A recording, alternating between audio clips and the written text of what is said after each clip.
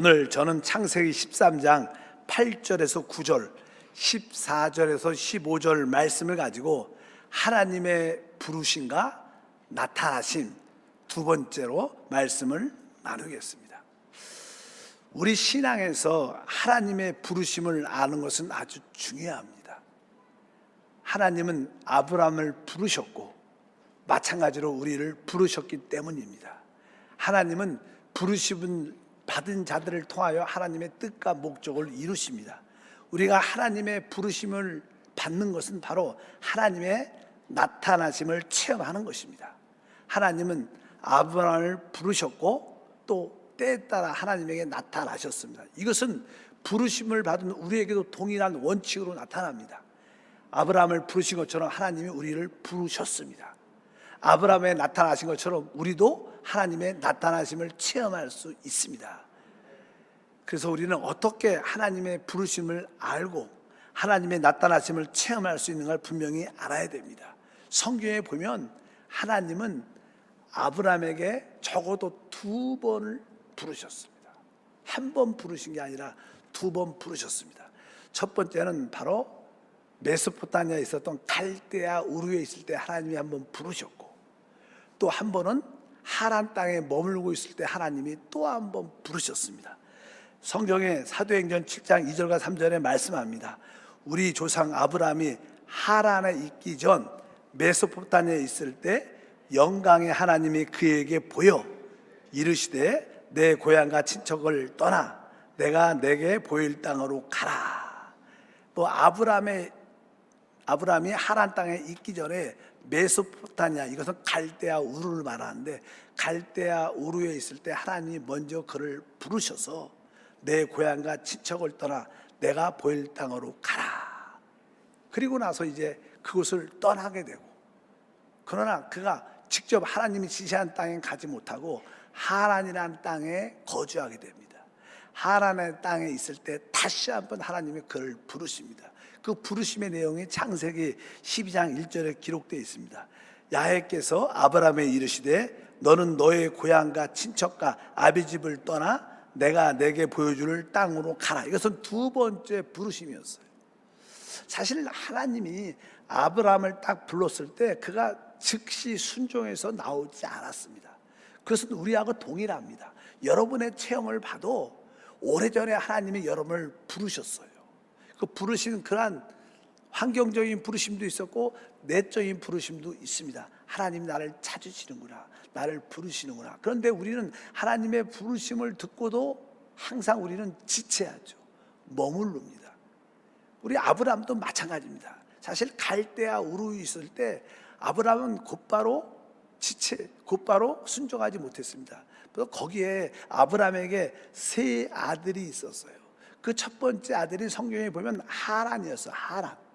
하란이 결혼해서 아들을 낳는데 그 아들 이름이 롯이었습니다. 그런데 아마 하란이 장남으로서 그 집안, 아버지와 함께 그 집안을 이끌어갔는데 아브라함이 우리 이곳을 떠나야 된다, 하나님이 나타나셔서 그렇게 말씀하시는 것 같아. 그러니까 하란이 아마 주도적으로 반대했을 거예요. 아니다, 왜 이렇게 잘 살고 있는데 사업도 잘 되고 다 좋은데 왜 떠나냐? 떠나지 않겠다. 그 떠날 수 없어. 아마 반대했습니다. 그래서 그 내용을 보게 되면 성경에 하란이 먼저 갈대아 우르에서 먼저 죽었다고 써 있어요. 그래서 롯만 남은 거예요.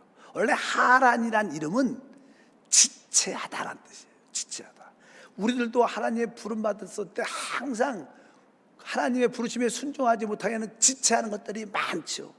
어떤 분들은 부인 때문에, 어떤 분들은 부모 때문에 지체하든가, 어떤 분들은 돈 때문에 지체하든가, 어떤 분은 자기의 환경 때문에 지체해서 자꾸만 늦춥니다. 그래서 결국 원하든 원치 않든 그 어려운 일을 당하니까 놀래서 결국 하나님의 부르심이 있었구나, 내가 이것을 떠나야겠다, 그래서 나오는 그런 경우가 많죠. 그런데 지체했을 때 그는 하나님이 지시한 땅에 가지 않고 하란이라는 땅에 머물렀어요. 하란이라는 땅, 아까 롯의 아버지 이름도 뭐예요? 하란이었어요. 근데 또 그가 어떤 도시에? 하란이라는 땅에 머물렀어요. 하나님의 부르심이 우리 안에 있지만 우리는 늘 지체하고 머뭇거리는 모습이 늘 있어요. 저도 하나님의 부르심이 있었지만 저도 오랫동안 지체했습니다. 머물렀습니다. 그래서 내 환경 가운데, 내 삶 가운데 많은 어려운 일이 생겼어요. 너무나 견디기 어려운 일. 또 한편적으로 그러다 보니까 하나님 무서워서 내가 나와야겠다, 내가 하나님께 가야겠다, 그런 기억이 내 안에 있어요. 여러분도 그런 기억이 다 있을 겁니다. 사실 우리 집도 하나님의 부르심이 계속 있었는데 하나님의 그 부르심에 지체가 되니까 어느 순간에 저는 군대에서 큰 사고가 났고, 그때 우리 부모님이 야, 이러다가 우리 아들이 죽을 수 있겠구나 그래갖고 그 후로 우리 온 가족이, 부모님과 아버님이 다 여의도 수목교회에 나왔어. 바로 그런 어떤 지체하는 일들이 많이 있는데 우리는 환경적인 것으로 지체하든지 또 내적인 어떤 문제로 지체하든지, 근데 결국 하나님께 나오게 된다는 거예요. 결국 아브라함은 하나님의 부르심을, 두 번째 부르심을 받고 그곳에서는 아버지가 돌아가셔서 그때 하나님이 너는 본토와 친척과 아비 집을 떠나라. 그리고 비로소 이제 아브라함은 세상이란 강을 건너게 돼요. 그리고 하나님이 지시한 땅으로 들어옵니다. 여러분들도 계속 세상에서 머뭇거리고 지체했는데 드디어 어느 순간에 그래, 내가 세상 버리고 내가 하나님의 땅으로, 하나님 안으로 내가 들어가겠다, 내 교회를 내가 열심히 다니겠다, 이런 결단을 갖고 여러분들이 딱 교회 생활 안에 들어옵니다. 그럴 때 여러분들은 올바른 위치에 들어온 거예요. 하나님이 지시한 땅에 들어오니까 하나님이 여러분에게 나타나십니다. 그래서 성경은 이렇게 기록되어 있어. 창세기 12장 7절에 아브라함이 하나님이 지시한 땅에 딱 들어오니까 어떤 일이 기록되어 있어요? 12장 7절, 야훼께서 아브라함에게 나타나 이르시되 내가 이 땅을 내 자손에게 주리라 하신지라. 자기에게 나타나신 야훼께 그가 그곳에서 제단을 쌓고, 여러분을 오래전에 부르신 하나님이 계속 여러분을 불러내시는데 어느 순간에 여러분들이 드디어 하나님 앞에 세상의 강을 건너서 딱 들어오죠. 그것이 뭡니까? 바로 축복의 땅은 바로 교회입니다. 교회가 하나님의 축복의 땅, 그리스도가 하나님의 축복의 땅인 줄 믿습니다. 그래서 여러분들이 세상 강을 건너서 이 교회를 딱 들어왔을 때 여러분들이 느끼는 감정이 하나님이 여기 계시구나, 하나님이 나를 여기서 축복하시겠구나, 이런 믿음이 여러분들 다 들었어요. 이런 체험을 다 갖고 있어요. 이제 방황도 많이 했죠. 계속 머무르고 세상에 머무르다가 그다음에 결국 여러분들은 그것을 내려놓고 포기하고 또 한편은 무서워서 그 세상의 강을 건너서 이제 교회 안으로 딱 들어와서 내가 믿음의 생활을 하겠다, 하나님을 섬기면서 주님을 잘 믿겠다, 이렇게 자기에게 나타나신 하나님께 제단을 쌓고 하나님을 섬기는 그런 체험을 우리 모두가 갖게 될 줄 믿습니다. 이것은 다 아브라함의 체험이었고 실제로 믿음이 있는 우리의 체험입니다. 여러분 모두가 이런 체험을 다 영적으로 가지고 있습니다. 이제 처음으로 이제 하나님이 그에게 부르신 하나님이 나타나셨어요. 그러나 이제 아브라함에게 몇 번 더 하나님이 나타나는데 어느 때 나타나냐면 항상 우리가 올바른 영적인 위치에 있을 때 그분은 항상 나타나죠. 많은 사람들이 하나님의 나타나심을 보고 싶어 해요. 하나님 나타나 주시옵소서. 근데 많은 경우에 우리는 이상하게 목사님은 또 지역장님은 하나님의 나타남을 받대는데 자기한테는 안 나타나. 왜 우리한테 안 나타납니까? 내가 올바른 영적인 위치에 있지 않기 때문에. 여러분이 영적인 올바른 위치에 있으면 하나님은 항상 나타나십니다. 바로 여러분들이 처음에 교회 생활 안에 딱 들어갈 때 나도 앞으로 교구에 속하고 지역에 속하고 열심히 봉사하겠어, 하나님을 교회에서 섬기겠어, 그리고 딱 마음을 결단할 때 하나님이 함께 하심이 체험될 줄 믿습니다. 그럼 두 번째, 여러분들이 이렇게 이제 교회 생활 축복의 땅에 딱 들어오는데 사람은 이제 교회 생활에 딱 들어오면 우리 느낌이 이제 모든 것이 다 잘 될 거야. 영혼이 잘 되고 범사가 잘 되고 내 앞에 있는 막혀있던 길도 확확 열리고 잘 될 거야, 이런 생각을 대부분 갖습니다. 그렇지 않습니까? 그런데 막상 와 보니까 잘 될 것 같은데 신앙생활을 해보니까 잘 안 되는 것 같아요. 어느 때는 더 어려운 일이 생기는 것 같아요. 더 힘든 일이 생기는 것 같아요. 더 일이 안 되는 것 같은 그런 느낌을 갖습니다. 아브라함도 동일했어요. 아브라함은 하나님이 지시한 축복의 땅에 왔어요. 근데 그 땅에 왔는데 시간이 좀 지나니까 기근이 오는 거예요. 이 땅에. 성경은 거기에 대해서 이렇게 말씀합니다. 일단은 창세기 12장 8절과 9절에 보면 우리 신앙생활에서 하나님은 가장 높은 곳 북쪽에 계셔요. 예를 들어 북쪽이 높잖아요. 동서남북할 때 북쪽이. 그러니까 항상 우리 신앙은 이 북쪽을 향해서 높은 곳을 향해서 올라가야 돼요. 반대로 남쪽은 뭐예요? 우리가 영적으로 하락을 내려가는 타락의 길입니다. 그래서 남쪽으로 내려갔다, 성경에 내려갔다, 뭐 여리고성에 내려가다가 강도를 만나요. 항상 내려갔다는 것은 영적으로 우리가 잘못됐다는 뜻입니다. 근데 성경을 보니까 이렇게 기록되어 있습니다. 12장 8절과 9절에 거기서 베델 동쪽 산으로 옮겨 장막을 치니 서쪽은 베델이요 동쪽은 아이라. 그가 그곳에서 여호와께 제단을 쌓고 여호와의 이름을 부르더니 점점 남방으로 옮겨갔더라. 점점점 남쪽으로 어떻게 옮겨 내려갔다는 거예요. 우리가 영적으로 이렇게 자꾸만 신앙이 믿음이 가라앉으면 우리에게는 기근이 옵니다. 그래서 그 다음 절 9절에 이렇게 써 있습니다. 9절과 10절 다시 한번 읽어보니까 점점 남방으로 옮겨갔더라. 그 땅에 기근이 들었으므로 아브라함이 애굽에 거주하려고 그리로 내려갔으니 이는 그 땅에 기근이 심하였습니다.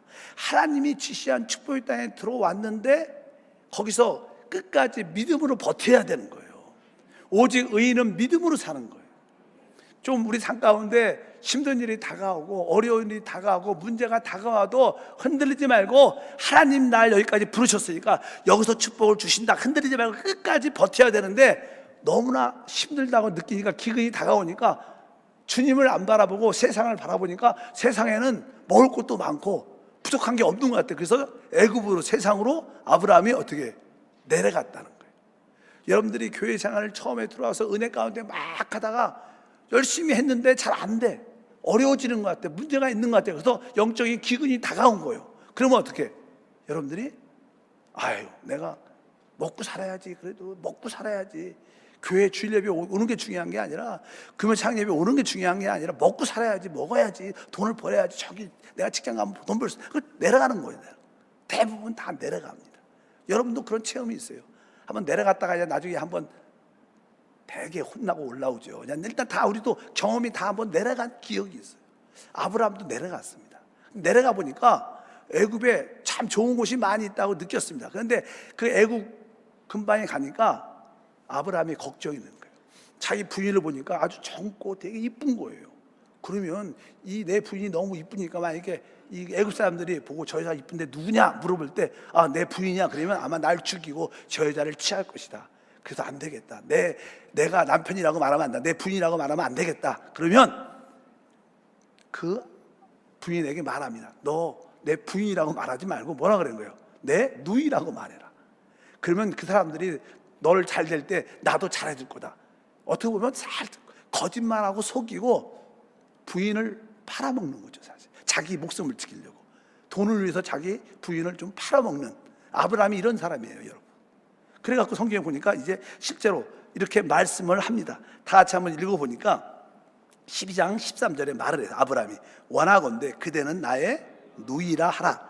그러면 내가 그대로 말미암아 안전하고 내 목숨이 그대로 말미암아 보존되리라 하니라. 그러니까 실제로 그 애굽 땅에 들어오니까 애굽 사람들이 이 여자 너무 이쁘다.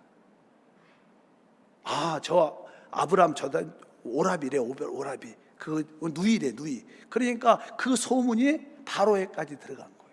그러니까 아, 그럼 그 여자를 내가 취하겠다. 그 여자 나한테 데리고 와라. 그래서 이 바로가 그 사라를 자기 부인으로 처음으로 데리고 들어간 거예요.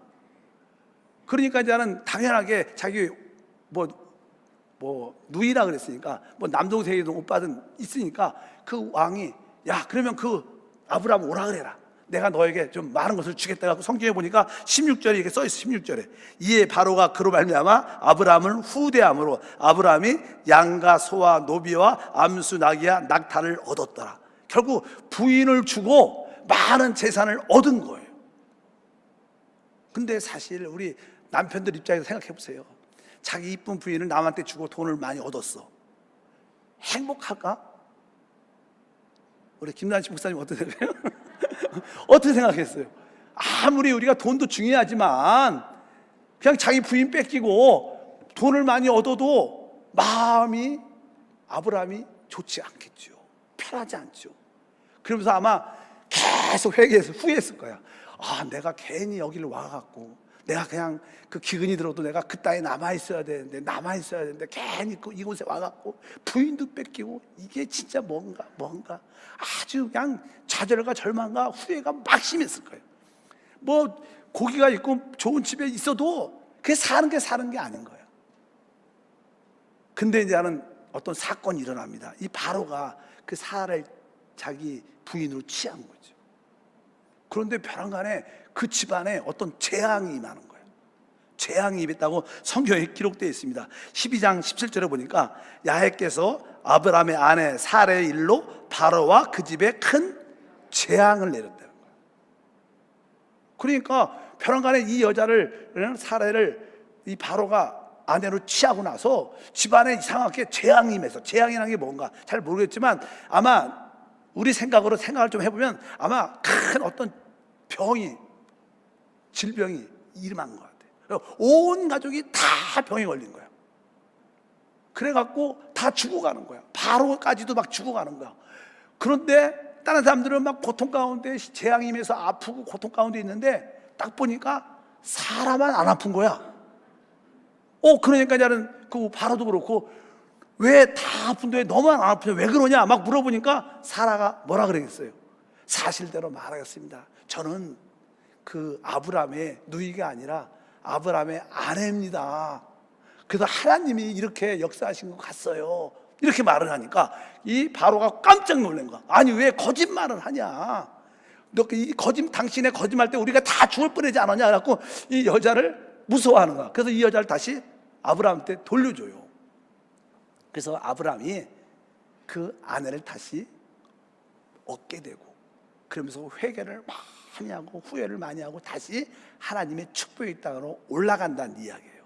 우리의 체험도 마찬가지입니다. 여러분들이 교회에 와서 하나님 모든 걸 다 채워줄 거라 알고 열심히 했는데 잘 안 돼. 기근이 와, 어려움과 고통과 환란이 오니까 세상으로 나간 거야. 어떤 분들은 다른 교회로 간 거야. 여러분들이 다른 교회 가보십시오. 더 센 사람 만납니다. 더 힘들어. 세상에 나가십시오. 돈이 벌려지는 게 아니라 더 어려워질 수도 있고 더 힘들어질 수 있는 거야. 그래서 한번 교회를 떠났다가 후회가 막 심하지. 내가 그때 조금 참고 끝까지 있어야 되는데, 내가 그때 목사님, 우리 교구장님하고 우리 장로님하고 처박지 말고 그냥 조금 참고 미안하다 그러고 내가 펴뜨려 괜히 나와갖고 갈 데도 없고 후회만 마시고 되는 일이 더 없네. 아마 다 그런 죄면 다 갔어. 그래서 다시 하나님 앞에 올라오는 거예요. 그럴 때 아브라함이 무엇을 배웠겠어요? 야, 진짜 나의 축복은 내 선택에 달려있지 않아. 아브라함은 자기 생각에 지금 기근이 있으니까 저 애굽에 보니까 먹을 것도 많고 좋은 일이 많으니까 자기 생각에 내가 애굽에 가면 모든 것을 다 잘 될까 자기 생각대로 선택을 한 거예요. 근데 결국 자기 선택이 자기에게 큰 고난을 주는 거예요. 여러분도 보십시오. 지금까지 과거를 뒤돌아보면 나름대로 이렇게 하면 될 거야, 이렇게 하면 될 거야, 이렇게 하면 더 축복도 받고 돈도 많이 벌 거야. 그래갖고 여러분 자신을 위한 선택을 딱 해갖고 딱 했는데 그것 때문에 고난이 얼마나 많습니까? 지금 그 내 생각대로 해갖고 꼬이고 힘들고 어려운 일이 우리에게 진짜 많습니다. 여러분에게 그런 체험이 다 있습니다. 그래서 다시 이런 실패를 체험하고 하나님께 올라와서 나의 진정한 축복은 내 선택에 있지 않고 하나님 안에 있구나. 내가 선택하는 건 그렇게 중요하지 않구나. 모든 주권이 하나님의 손 안에 있어. 그것을 아브라함은 천천히 느낀 거예요. 나의 모든 축복은 나의 선택에 있지 않고 오직 하나님께 있습니다. 이것이 뭐예요? 믿음으로 사는 거예요. 하나님은 두 번째 우리를 오직 믿음으로 살게 하셔요. 믿음으로 그것을 기뻐하십니다. 그래서 이러한 환난을 많이 겪게 하셔요. 여러분들 우리가 경험하는 많은 환난들의 고난 이유는 하나님이 오직 하나님만 믿음으로 살려고 허락하신 환경들인 것을 알아야 됩니다. 여러분 모두가 그런 경험을 다 갖고 있습니다. 그래서 아브라함이 이제 다시 축복의 땅으로 올라옵니다. 그러니까 하나님께서 다시 그 땅에서 어느 정도 복을 주셔요. 근데 우리가 진짜 내가 믿음의 사람이 됐는가 안 된가를 한번 시험을 한번 해보셔야 하나님. 얘가 진짜 공과를 제대로 배웠나 안 배웠는가 하나님은 꼭 시험을 하십니다. 그래서 이제 그 가나안 땅에서 하나님 축복을 주니까 아브라함의 목자들이 또 롯의 목자들이 점점점 부유함을 얻게 되는 거예요. 양들이 점점점 많아지고 가축들이 점점 많으니까 뭐 목자들이 하는 일은 뭐예요? 좋은 땅, 아주 푸른 초장을 많이 가져야지 가축을 잘 목양할 수 있으니까 서로 좋은 땅을 갖겠다고 서로 아브라함의 목자와 롯의 목자가 자꾸만 다투는 거예요. 그래서 성경에 그 다투는 이야기가 쭉 기록되어 있습니다. 다 같이 한번 읽어보면 이렇게 기록합니다. 창세기 13장 6절과 7절을 한번 읽어보니까 그 땅이 그들이 동거하기에 넉넉하지 못하였으니 이는 그들의 소유가 많아서 동거할 수 없음이니라. 그러므로 아브라함의 가축의 목자와 롯의 가축의 목자가 서로 다투고 또 가나안 사람과 브리스 사람도 그 땅에 거주하였는지라. 그러니까 아브라함의 가축의 목자와 롯의 가축의 목자가 서로 막 다투니까 사실 이 아브라함과 롯은요 오직 하나밖에 없는 혈족이에요. 가족이에요. 친족이죠. 오직 유대인들은 둘밖에 없는데 근데 가족끼리 막 다투는 거예요. 형제끼리 싸우는 거예요. 그러니까 그것이 좋지가 않죠. 아브라함은 하나님을 체험한 사람인데 그래서 이제 롯을 부릅니다. 그리고 이렇게 고백을 합니다. 다 같이 한번 읽겠습니다. 8절과 9절.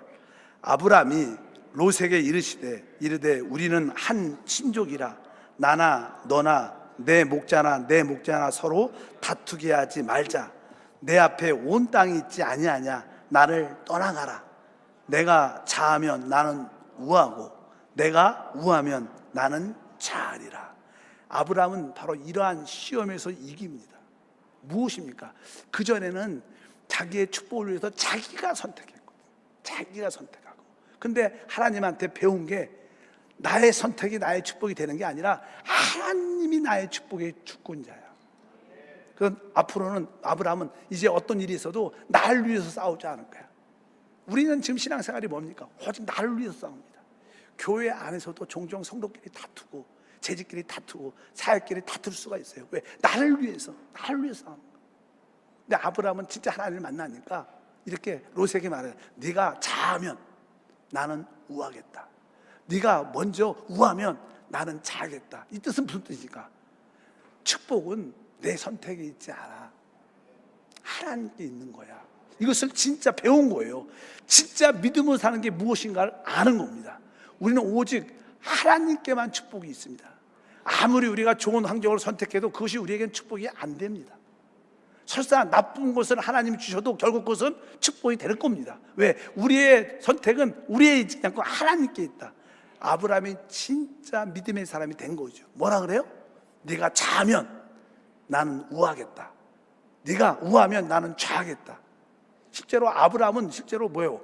롯의 작은 아버지예요. 작은 아버지. 내가 아버지 아니냐? 내가 널 갈대우르부터 널 키워왔는데 내가 먼저 좋은 땅 갖고 나머지 네가 해라. 이렇게도 말할 수 있죠. 근데 아브라함은 그렇지 않았어요. 네가 왼쪽을 선택하면 나는 내가 오른쪽 남은 땅을 갖고 네가 오른쪽을 선택하면 남은 내가 왼 땅을 가질게. 그러니까 롯이 딱 보니까 그 소돔 쪽에 있는 땅이 아주 비옥한 땅이에요. 그러니까 자기 눈에 보니까 여기가 좋다 갖고 그 땅을 딱 갖게 돼서 나중에는 결국 그 땅 때문에 포로가 되고 거기에 소돔에 들어가서 살게 되고 하나님께 징계를 받는 그런 일들이 쭉 기록되어 있습니다. 그리고 드디어 이제 롯이 아브라함을 떠나죠. 원래 하나님이 두 번째 부를 때 내 친척과 본토와 아비집을 떠나라. 이 의미는 아비집은 뭐예요? 바로 롯도 아비집이 속한 사람이죠. 그 큰 아들의 아들이 저기 손자니까. 그래서 결국 하나님의 뜻 가운데 롯도 아브라함을 떠납니다. 그것이 아브라함의 영적인 가장 좋은 위치죠. 하나님의 약속에 순종한 겁니다. 그래서 성경에 오늘 말씀에 그렇게 기록되어 있습니다. 다 같이 한번 읽겠습니다. 13장 14절과 15절에 롯이 아브라함을 떠난 후에 이렇게 말했습니다. 이것은 뭐예요? 아브라함이 하나님의 부르심에 합당한 위치에 있었다는 거예요. 그러니까 하나님이 그에게 나타나서 말씀하시는 거예요. 그러니까 우리가 올바른 하나님의 부르심의 위치에 서 있으면 하나님은 확실히 나타나죠. 그리고 나서 뭐라 그래요? 롯이 아브라함을 떠난 후에 야훼께서 아브라함에 이르시되 너는 눈을 들어 너 있는 곳에서 북쪽과 남쪽과 그리고 동쪽과 서쪽을 바라보라. 보이는 땅을 내가 너와 내 자손에게 주리라. 영원히 이루리라. 하나님이 주시는 축복을 다시 한번 확인하는, 다시 한번 확인시켜주는. 그래서 이것이 바로 아브라함에게 두 번째 하나님의 나타나심입니다. 우리가 계속 말씀을 나누겠지만 하나님은 적어도 5번 이상 하나님이 아브라함에게 나타나줘요. 가장 중요할 때마다 영적 올바른 위치에 있을 때 딱딱 나타나서 그를 축복하시고 그를 지켜주시고 그를 위로해 주세요. 그렇다면 여러분들은 하나님의 나타나심이 언제 있었습니까? 아마 여러분들도 처음에 이제 세상을 딱 버리고 세상의 강을 딱 건너갖고 진짜 내가 교회 안에 들어와서 그냥 교회를 왔다 갔다 이라는 뜻이 아니라 진짜 내가 교회 생활을 하겠습니다. 내가 믿음의 생활을 교회에서 하겠습니다. 이렇게 결단을 딱 했을 때 마음속에 하나님이 주시는 기쁨과 나타남과 말씀하심이 있었습니다. 근데 교회 생활을 하다가 시험 들어서 기근이 와서 문제가 생겨서 다시 세상으로 나갔죠. 그 다음에 다시 거기서 크게 한번 하나님께 드린 다음에 다시 올라와서 그래, 오직 믿음으로 살아야 돼. 난 다시는 주님을 떠나지 않을 거야. 난 다시는 교회를 떠나지 않을 거야. 그리고 이제 종종 성도들과 서로 다툼과 어떤 싸움이 생길 수도 있죠. 그럴 때 그래, 집사님이 먼저 선택하세요. 제가 나머지 봉사할게요. 장로님 먼저 하세요. 난 나머지 거 할게요. 이렇게 진짜 하나님만 의지하는, 하나님의 선택을 바라는 믿음의 사람이 되는 거예요. 그럴 때 하나님이 내가 너와 함께한다. 내가 너를 네 자손과 함께 축복할 것이다. 이런 나타나심을 우리 모두가 다 들은 줄 믿습니다. 여러분들이 첫 번째 나타나심을 체험하고 두 번째 나타나심도 다 체험하기를 축복합니다. 하나님 아버지 감사합니다. 다시 한번 기도합니다. 아브라함을 부르신 그 하나님이 아브라함이 합당한 영적인 위치에 있을 때마다 또 나타나셔서 축복하시고 또 나타나서 축복하십니다. 이러한 체험을 우리 모두도 다 하게 도와주시옵소서. 하나님은 아브라함을 부르신 것처럼 우리를 부르셨습니다. 우리에게도 많은 지체가 있었지만 결국 주님 앞에 나왔습니다. 이제 합당한 영적인 위치에 있도록 주를 배우고 알고 체험하게 도와주시옵소서. 주 예수 이름으로 기도하옵나이다. 아멘.